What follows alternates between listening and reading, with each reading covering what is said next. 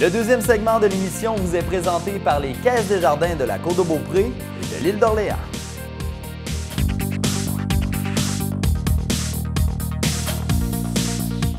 Pour la deuxième portion de l'émission, on retombe en enfance avec Yves Côté qui nous fait découvrir le concept derrière le Zoufari. On vous présente la capsule Tuning moteur de persévérance mettant en vedette cette semaine Laurie Paré, une fille qui veut s'impliquer le plus possible dans le projet. Mais pour tout de suite, on s'entretient avec une fille qui est loin d'avoir peur des périlleux arrière et des vrilles. La jeune résidente de Bois-Châtel est la championne canadienne junior dans sa discipline et elle compte bien le demeurer. On rencontre une athlète de chez nous, elle n'a que 15 ans et elle s'entraîne dur pour atteindre ses objectifs. Zoom sur Naomi Boudreau-Guertin, athlète en ski acrobatique.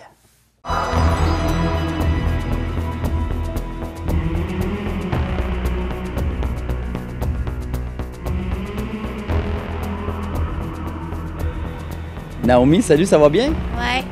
T'es en forme? Mm-hmm. Donc ça fait plus ou moins 4-5 ans que tu fais ça? Ouais. Donc j'imagine que c'est les acrobaties qui t'ont attiré vers ce sport-là? Ben ouais, parce que je faisais de la gym avant, fait que j'aime plus ça vriller puis genre faire des pirouettes là, que d'autres choses. Fait que c'est plus ça qui m'a attiré, ouais. Mais ça te fait pas peur d'un fois de virer à l'envers puis de tournoyer sur toi-même? Ben des fois ça fait peur, mais tu le fais pareil puis après ça tu trouves ça le fun. Là. Mais la plupart du temps c'est correct. Dis-moi, il y a toujours une question qui m'a traversé l'esprit. À quoi tu penses exactement quand tu te lances sur la rampe avant de faire ton saut ou avant de décoller? Qu'est-ce qui te passe par la tête? Ben des fois, je pense à qu'est-ce que Nick me dit, ou je dis des mots-clés, ou je pense à rien puis je fais juste y aller. Je pense que c'est un sport qui peut souvent occasionner des blessures. Est-ce que tu penses à ça, ce facteur risque-là qui existe dans ce sport-là? Non.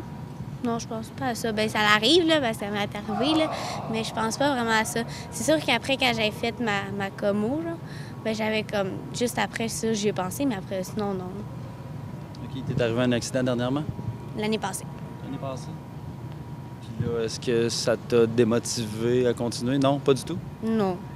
Non, j'avais autant de fun, là. Je trouvais ça autant de fun, puis...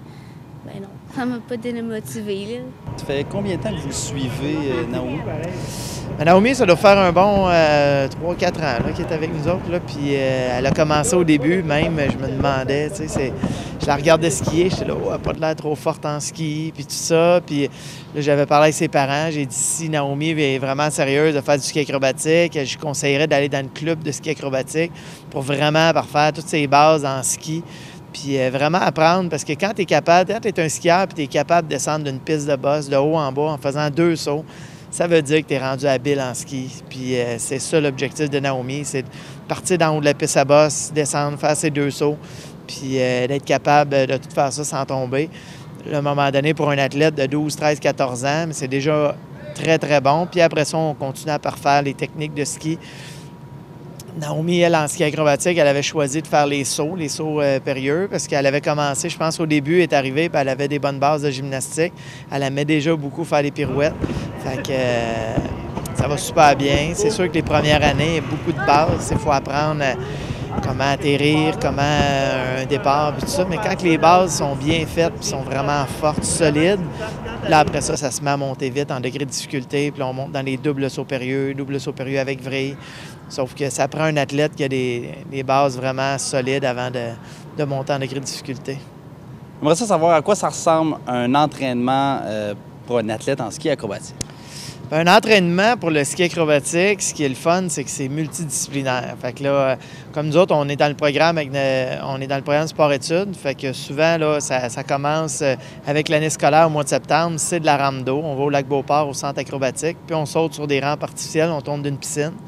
Tout de suite après, c'est l'entraînement rendu mois d'octobre. C'est l'entraînement sur trampoline, plongeon, musculation. On continue les acrobaties sur trampoline en plongeon et on prépare la forme physique.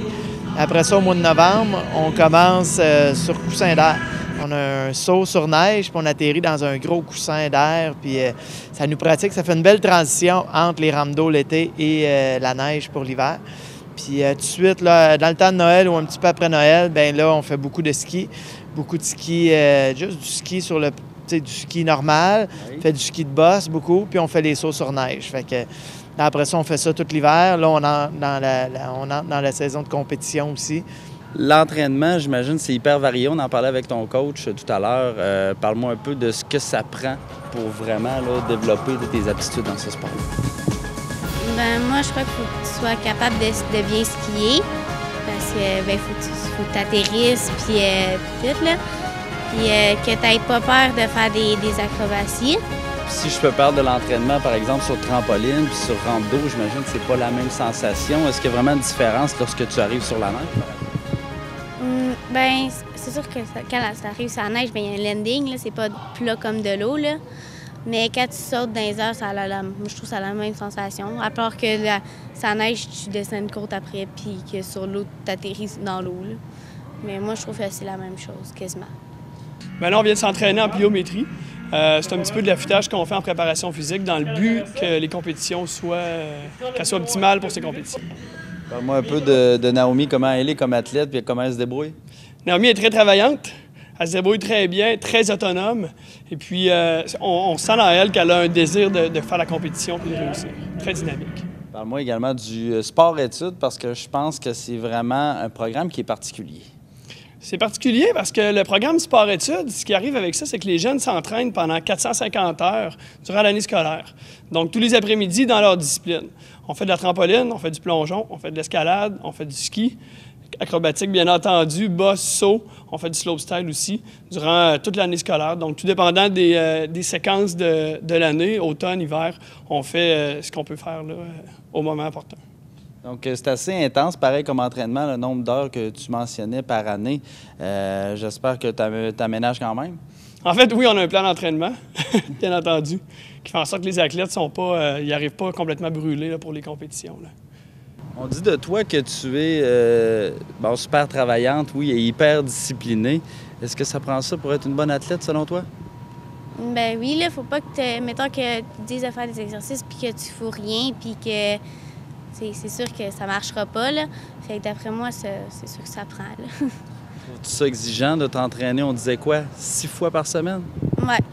Ben souvent, je suis fatiguée, là, comme le dimanche ou le samedi, là. Je suis fatiguée puis je me repose. Mais ouais, c'est vraiment exigeant. Tu as déjà fait quelques compétitions. Comment ça se passe jusqu'à présent? Ben j'en ai fait une. Puis ben c'était la deuxième journée après qu'on ait sauté. Ben, je trouvais que c'était pas tant pire, là, mes sauts, je trouvais qu'il y avait un peu il y avait de l'allure, là. Puis je crois que ça va être bien comme l'année passée. L'année passée, tu étais championne canadienne junior. Je pense que tu t'es fixé un objectif aussi pour cette année. Bien, c'est sûr, j'aimerais ça encore l'être, là, parce que c'est le fun. Ben, Naomi, ça va quand même super bien depuis le début, parce que c'est un athlète qui travaille très fort. C'est un athlète qui... disons que quand on lui donne un plan d'entraînement, on lui donne une mission. Quand on lui explique quoi faire, elle se met au travail, puis elle travaille fort. Puis genre, même si des fois c'est difficile, des fois c'est routinier, des fois elle rouspète jamais, puis elle nous demande « Bon, qu'est-ce qu'il faut que je fasse? » Bien, faisant 2 de plus, elle dit « OK, c'est beau, puis elle y va, puis elle continue. » Puis on sait quand Naomi nous dit qu'elle en a assez, qu'elle est plus capable, il y a certains athlètes qu'on peut douter, mais Naomi, on sait que c'est vrai, puis on dit « C'est beau, prends un break. » Est-ce que cette discipline-là qu'elle s'impose, puis qui est sûrement nécessaire, est-ce que c'est vraiment ça qui fait la clé pour devenir un bon athlète? C'est ça, pour devenir un bon athlète, ça prend un athlète qui est quand même assez talentueux. Mais le talent, ça se développe. Fait que si un athlète travaille fort, peut développer son talent en même temps, bien, moi, je pense que ça prend un mix des deux un peu. Tu sais, ça prend un athlète, puis quand on parle de talent, c'est un athlète qui a une bonne conscience corporelle, qui le sait, qui se sent, quand il sent tous ses muscles, sent son corps et tout ça. Puis un athlète aussi qui a une bonne sensation aérienne. Fait que quand tu es dans les airs, des fois, maintenant, il y a du monde qui dit « Comment vous faites pour vous retrouver? » Mais des fois, on ne sait pas vraiment où ce qu'on est, on le sent.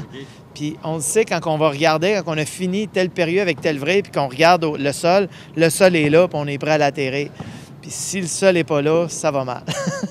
Fait que c'est ça un peu qu'on recherche un athlète. Une bonne sensation corporelle, bonne sensation aérienne, puis un athlète qui travaille fort. Ça, c'est toujours, je pense que c'est la clé. C'est l'athlète qui est capable de travailler fort, qui a une bonne confiance en soi aussi. Un athlète qui a tout le temps, qui est tout le temps en train de douter. Des fois, c'est difficile un peu à bâtir sa confiance. Priorité numéro 1, c'est de développer la passion chez les athlètes.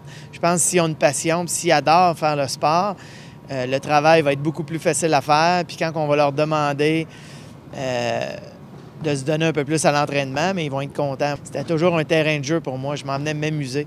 Ça n'a jamais été de l'entraînement. Puis il y en a qui ont dit « Hey, t'en as fait des sacrifices? » Je regarde, non, il me semble que j'ai pas fait de sacrifices. C'était le contraire. Moi, j'adorais ça. Puis c'est pour ça que je suis encore là aujourd'hui. Je pense que j'ai une passion pour ça. Puis c'est de transmettre cette passion-là. Qu'est-ce qui vous a attiré, vous, à la base, à pratiquer ce sport-là plus qu'un autre? Moi, j'ai commencé le ski quand j'étais très jeune. J'avais 4-5 ans.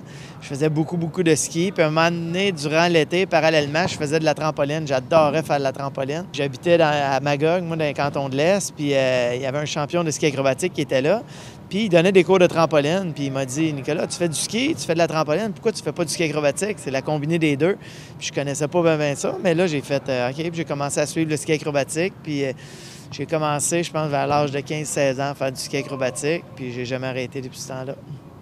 Tu te vois où, toi, dans 5-10 ans d'ici? Suivre les traces de ton entraîneur, peut-être? Ah, ça serait hot. Mais, ouais, ça serait cool. D'avoir comme entraîneur quelqu'un qui est comme Nicolas Fontaine, là, une sommité dans le domaine, qui a fait ses preuves, c'est un champion médaillé olympique. J'imagine que ça te motive lorsqu'il dit de faire tel mouvement de telle façon. Oui, c'est sûr que c'est inspirant, là, parce qu'il était bon pour tout. Puis en plus, il nous raconte plein d'histoires de quand il était athlète, puis les choses qui étaient arrivées. Tout fait que ça, c'est sûr, ça donne encore plus le goût d'y être, là, parce qu'il raconte plein d'histoires, plein de trucs qui sont arrivés à lui.